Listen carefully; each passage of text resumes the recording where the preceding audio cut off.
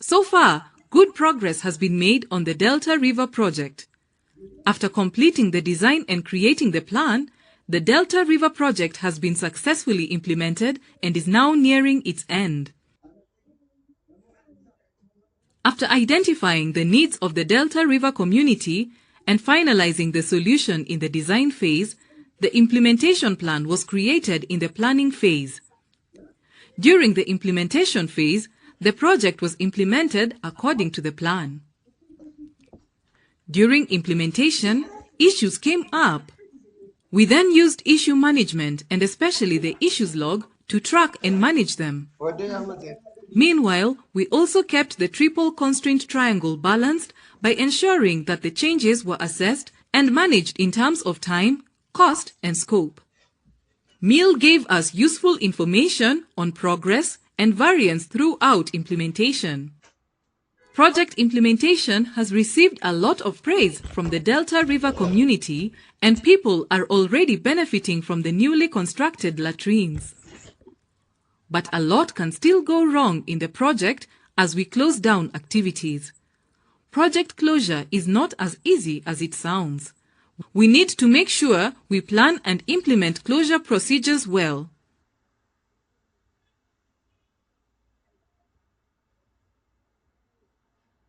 Now you know how to design, plan, and implement a project. Now, let's learn how to close a project successfully. Here's what you will learn in this course. It's been a rewarding journey so far. It's great to see that the project interventions are making a positive difference to the Delta River community. Yes, I am happy about the effort you, the team, and the stakeholders have put in, and how it has helped the Delta River community. It is hard to believe the time has come to close the project. What tips can you give me to close my project in the right way? What are the steps involved and the risks associated with them? I am happy to share with you some tips and tools on how to close a project. It's true that there are some risks involved. One of the biggest risks is the risk to our reputation if we don't close the project properly. But don't worry. We will look at the possible project end scenarios that will help you plan the closure activities. We will also look at the project closure checklist, which will make sure that we cover the necessary steps for closing a project. Additionally, we will learn about the after-action review, which is a great tool to help capture the learnings from the project.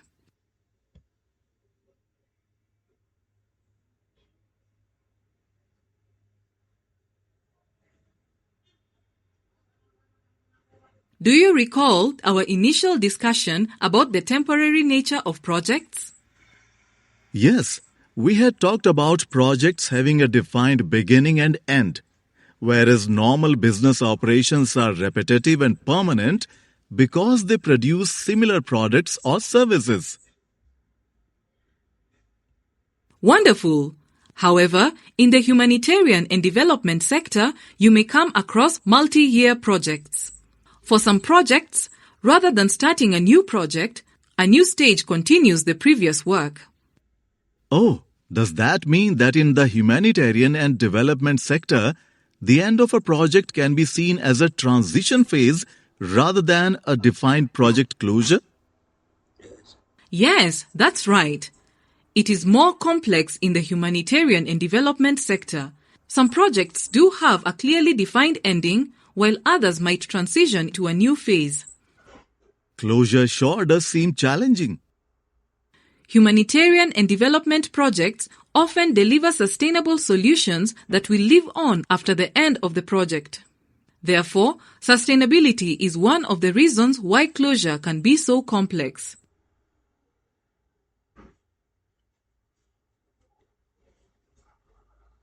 In order to close out the project effectively, you need to create a project closure plan. You also need to make sure that your activities have led to sustainable change. Earlier in the project, you may have created a plan for sustainability if the project needed it, and now we need to check if it has been successful.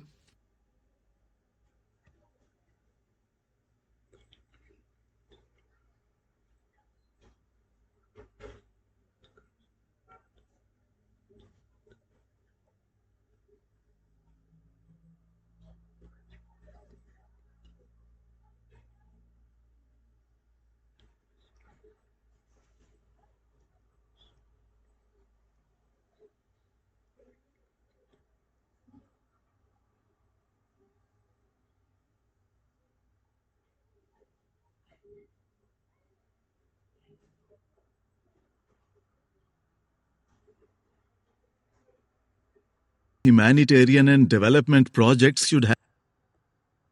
So does that mean that all the humanitarian and development projects should have a robust sustainability plan? Yes and no. In the case of some emergency response projects, the primary objective is to provide immediate assistance in the form of food, water, shelter, healthcare, and basic needs after a disaster event. That makes sense. In fact, sustainability is not always the purpose of emergency response projects. Sustainability plans are applicable to development projects and many humanitarian projects as well. So that means for emergency response projects, their sustainability might be less of a priority. Sustainability for emergency response projects focuses on making sure resources are used in an effective and efficient manner. In every case, we need to make sure we have followed the principles of do no harm. How can I ensure that the project uses resources in an effective and efficient manner to enable sustainability for emergency response projects? Well, to ensure sustainability for emergency response projects, we should fulfill our promises to our different stakeholders in the most efficient and effective way possible. Remember, sustainability is about ensuring project outcomes are serving for a longer term, as well as how we approach our work. You have been planning for the sustainability of your project since the earliest phases of the project, making the necessary adjustments so that the project moved forward. Now you need to ensure that all the elements are in place so that the partner organization, government institution, or community can continue the work you have done once the project is closed. When it comes to sustainability, you have to consider a lot of things. If you don't carry out a comprehensive analysis of activities required for sustainability, all the work that you have done in the project so far can be derailed. In many cases, sustainability is directly linked to handing over the project to a local partner once it has closed.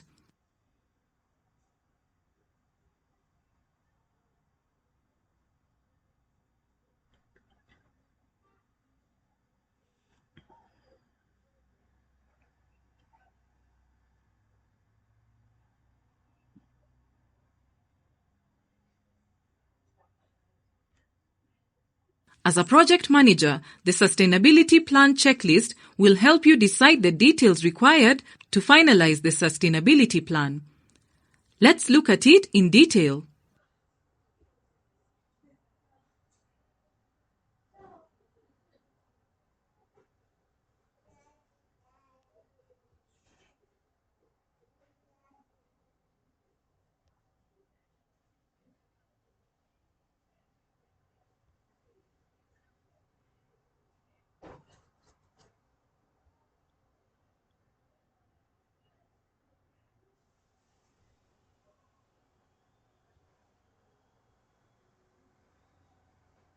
You can download the Sustainability Plan checklist from the Resources tab.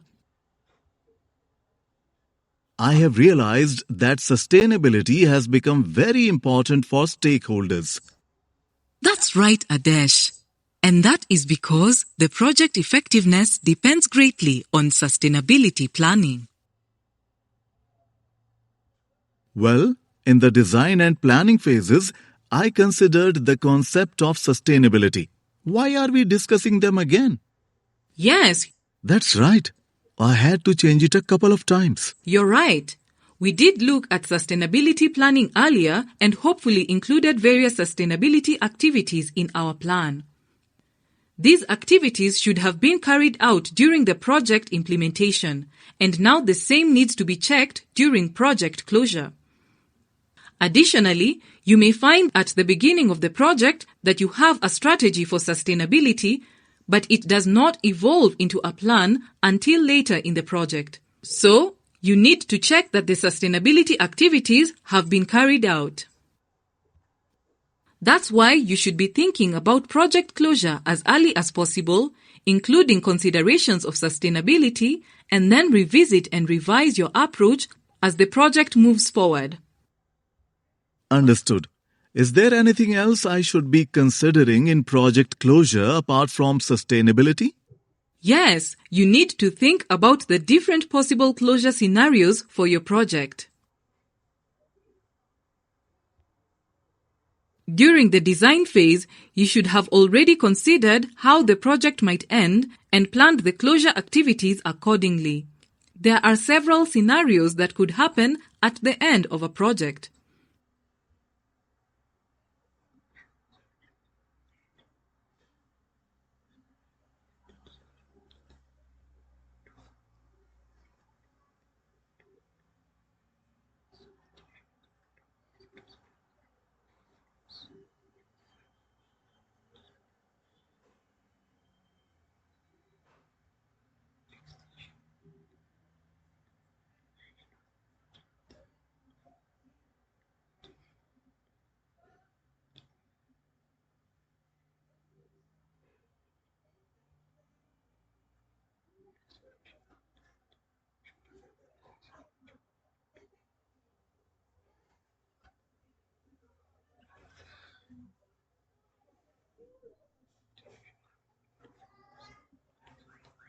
Let's talk a little more about the project end scenario called extensions.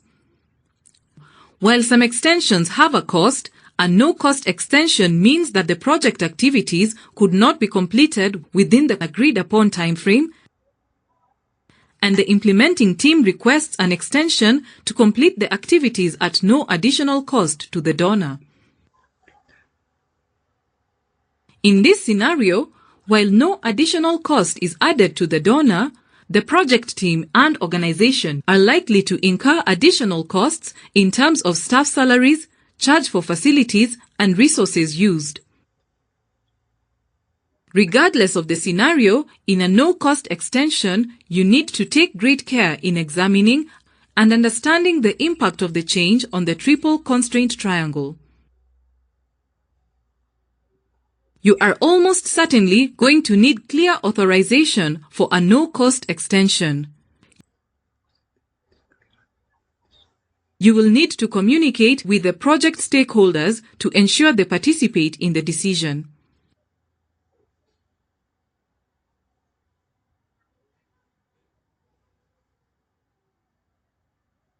If funding is provided to construct more latrines in a nearby district, which closure scenario is most applicable?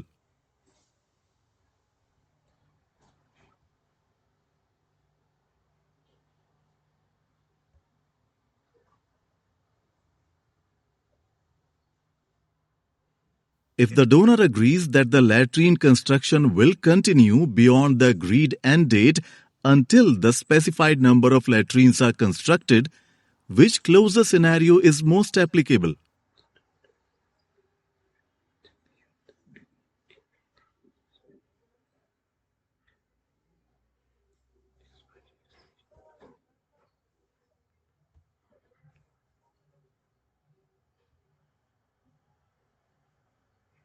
If the work finishes after the construction of the specified number of latrines, which closure scenario is most applicable?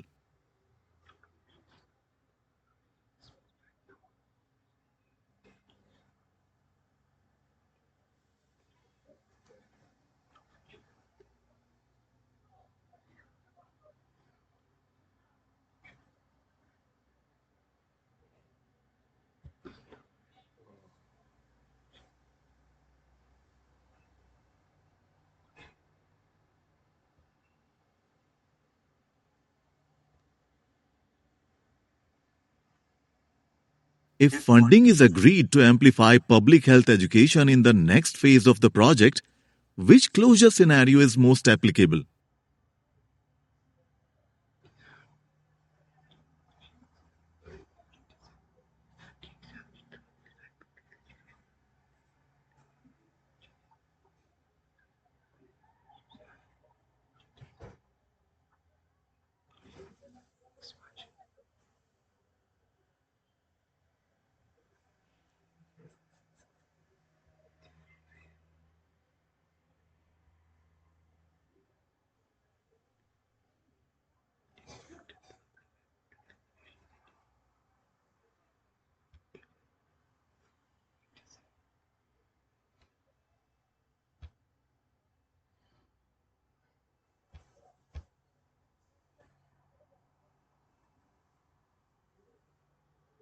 If the Delta River municipality will continue building more latrines, which closure scenario is most applicable?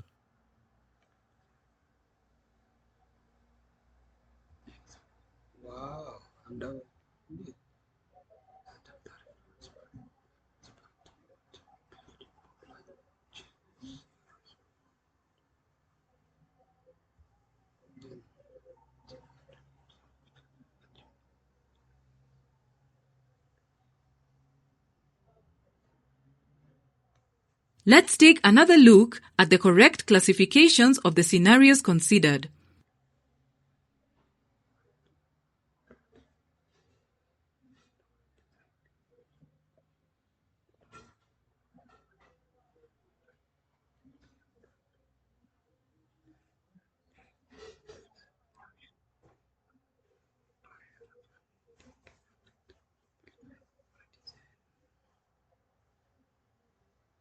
Wow, I didn't know there were so many ways to close a project. There are, and that's why you need to plan this phase carefully and check which closure scenario is most appropriate for your project. I used to think the closure phase could be wrapped up quickly. Well, we need to treat each phase appropriately. We can't just treat it lightly because we have almost finished the project. Closing the project well is just as important as any other part of the project. You also spoke about the risk to reputation. What happens if the project goes really well but something goes wrong in the closing phase? It may not be fair, but when something goes wrong during closure, it can be what people remember the most. There are significant reputational risks in this phase. I'll need to be really careful. Yes, but don't worry. We have a tool called the Transition Planning Matrix. It will help you plan for both sustainability and project closure. The Transition Planning Matrix outlines the questions, principles, and challenges that you need to consider when planning the project closure. A sample Transition Planning Matrix is shown here. You can download the template from the Resources tab.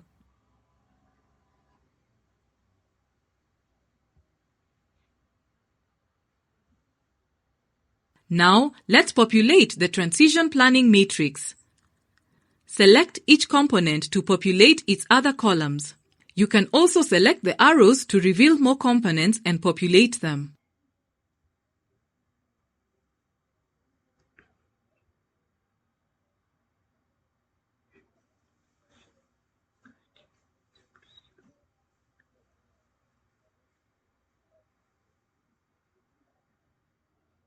You can download the Transition Planning Matrix for the Delta River project from the Resources tab.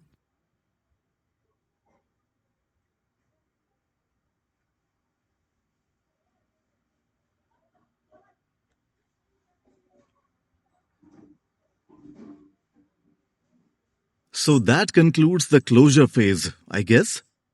No, Adesh. We are just midway through it. We haven't discussed the closure planning yet. Closure planning, isn't that the same as sustainability planning? Not quite. As we have seen, there is a lot to project closure. All these activities and analyses come together in the project closure plan. There are also additional closure tasks that need to be carried out, and we can add these to the project closure plan as well. The project closure plan describes closure activities and how the project should evolve upon completion. Therefore, it is important to make sure that we have considered project sustainability. It includes scenarios or contingencies that address risks. This plan details the actions needed to ensure an efficient, effective, and compliant project closure process. It may also allocate additional resources for post-project work.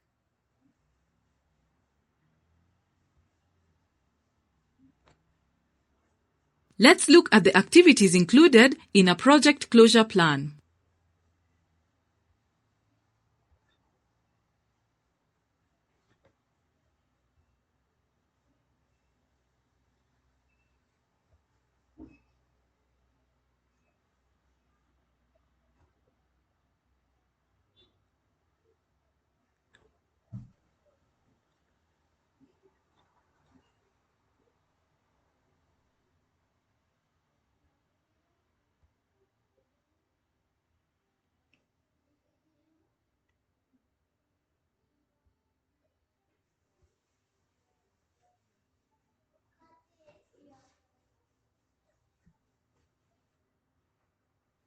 Wow! The closure plan is a detailed document. It covers almost everything. Yes, it does. To make sure you have included everything in your closure plan, refer to the project closure checklist, which can be downloaded from the Resources tab. Basically, the project closure plan helps us make sure all of our work is completed, and this includes administrative, financial, and contractual work as well. In a way, it is like wrapping up a present with a nice ribbon around it. We are also trying to anticipate what might go wrong in the closure process.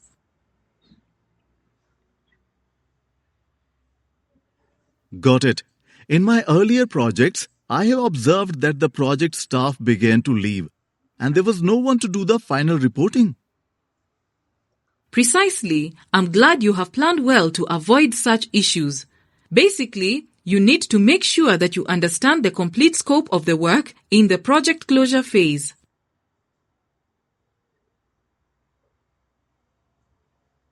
Why is project learning so important? Well, how can I ensure that? How can I make sure that we are ready to close or not? I think one simple check could be to see if we have any outstanding issues. That's right. If you have an outstanding issue on the issues log, then you certainly are not ready to close the project. Another thing you may miss is learning.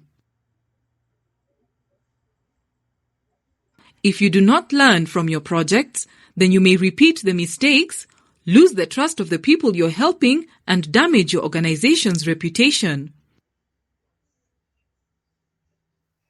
Right.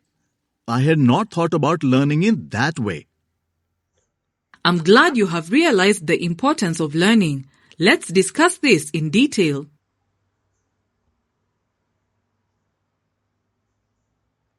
Let's understand the actions you should take at different stages to capture the lessons learned from the project.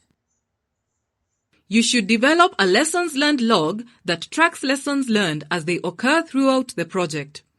You can do this by modifying the issues log. Moreover, you should at least record the lessons learned at major evaluation points or milestones. During the closure phase, you should ensure that the lessons learned related to the project are adequately detailed and are filed. You should organize all files, both hard and digital copies, in a consistent manner so that the organization and program teams can easily access them.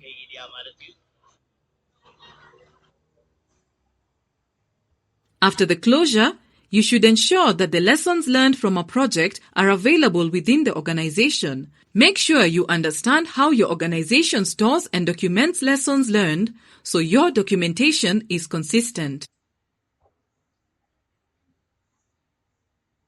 While sharing lessons learned is important, there are several challenges with sharing lessons learned in the humanitarian and development sector. Let's look at that in more detail.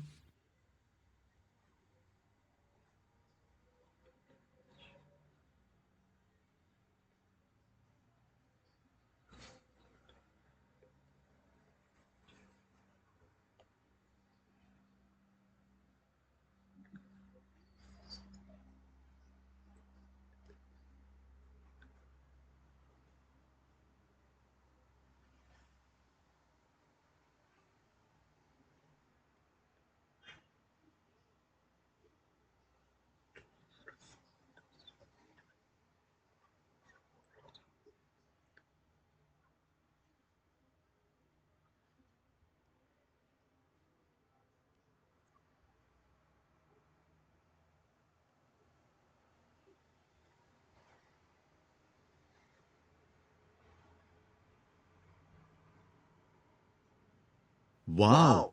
Capturing lessons learned is important. Any tool that we can use for this? Of course, Adesh. You had just mentioned the issues log, right? Yes. If there is an outstanding issue on the issues log, then the project cannot be closed. Right. Interestingly, you can use the issues log in the lessons learned process as well. How so? You see, issues often result in changes. They explain why something did or did not occur. A simple way to capture lessons all the way through the project is to modify the issues log. You have seen how it works already, but just by adding a lessons learned column, we can capture lessons as they occur during project implementation. Therefore, you can modify the issues log and add a column for the lessons learned. This is an easy way to start reflecting on what we have learned from the different issues we've had in the project. You can download the Modified Issues Log template from the Resources tab. Remember, you should collect lessons learned throughout the life of the project using the stage reviews and then compile them as the project closes. Another great tool that you can use for end-of-project learning is called an after-action review. This is a simple, quick, and versatile learning activity. It can be used to identify and record lessons and knowledge arising out of a project by involving a variety of stakeholders in brainstorming and discussion. After-action reviews are easy to organize and implement.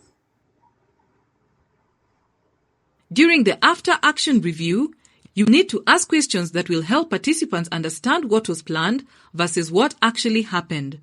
The 4 key questions are: what was supposed to happen? What actually happened? Why was there a difference? What can we learn from this?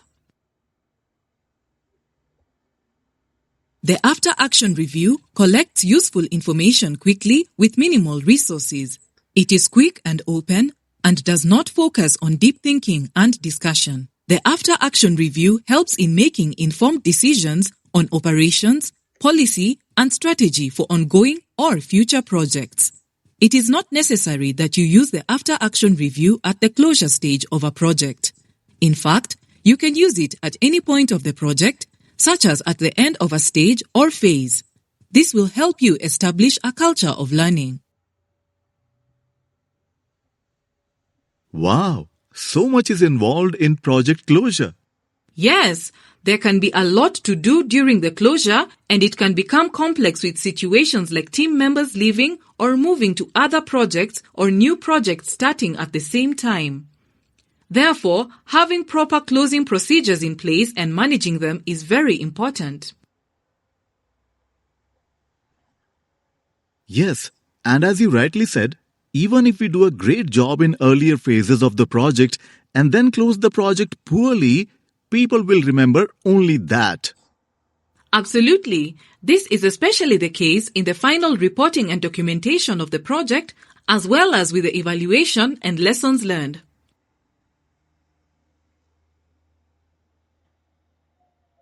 Well, to avoid such a scenario, I have planned in earlier phases to provide enough time and resources to make sure that all activities can be completed well in time. That's good. A comprehensive implementation plan should include the closure and handover procedures. These procedures should be well thought out in advance, comprehensive, and intentional, not ad hoc. You should not do this quickly just to meet the compliance requirements. Remember, we are accountable to all our stakeholders. We need to learn from mistakes and capitalize on positive experiences and good practices. If we don't, we will fail the people we are working for.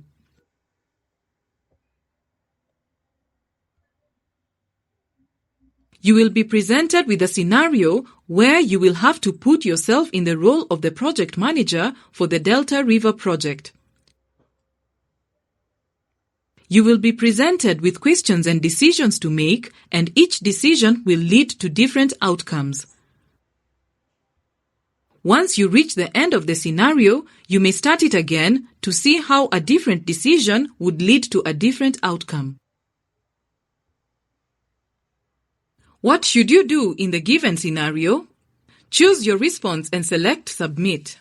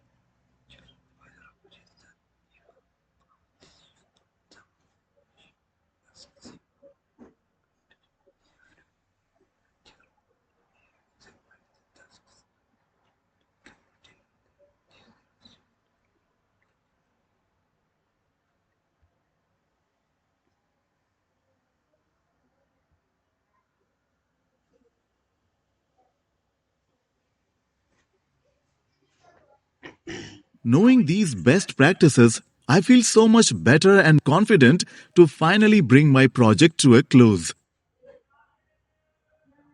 I am glad I could help. I really look forward to learning from you and your experience. Sure, Esther. Thanks again. Before we part ways, let's quickly revisit what we have discussed so far. Let's review the key objectives we have learned in all the courses in the Project Management Essentials Certificate Program using the Simplified Project Phase Model.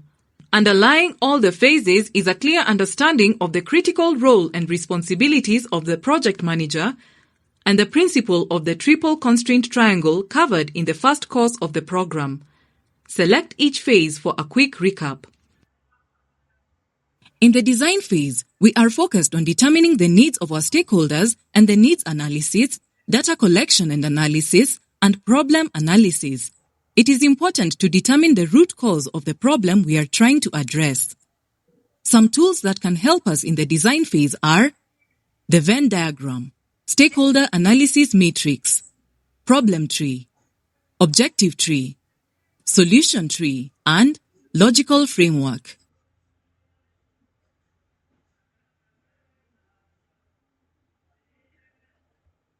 The planning phase involves turning the design into a plan that outlines steps for implementing the project and creating the implementation plan. Some tools that can help us in the planning phase are the risk register, the work breakdown structure, WBS, network diagram, and Gantt chart. Understanding risk management and budget planning will also help you create the implementation plan. In the implementation phase, we focus on allocating roles and responsibilities and managing people. It is also critical that we identify and resolve issues and have a good issue management process. Some tools that can help us with this are the issues log, RACI chart, and the IPTT. We also will apply meal principles to track the project's progress.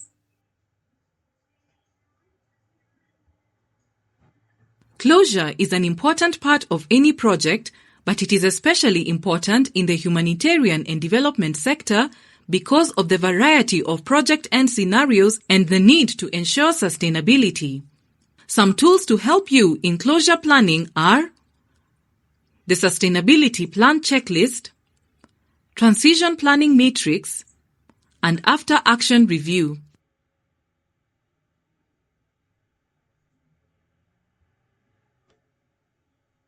So what's next? First, it's time to prepare for the certificate exam. You may revisit any of the courses in this program to prepare for the exam. The exam will be the last item in the Project Management Essentials Certificate Program in your disaster-ready transcript. Once you pass the exam, you will earn your certificate and badge. However, becoming an effective project manager takes time and practice.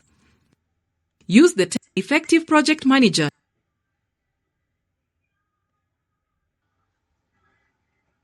takes time and practice. Use the templates, tools, and videos given in the Resources tab of the courses as you manage your own projects. Each course has a different set of resources and most of them are downloadable, so you can use them anytime. Using the different templates and tools and applying them to your own projects is a very important step in developing your skills as a project manager and thus making a difference for the communities and beneficiaries you serve. As you continue to build your project management skills, the next step is to earn a more advanced certification called Project D Pro.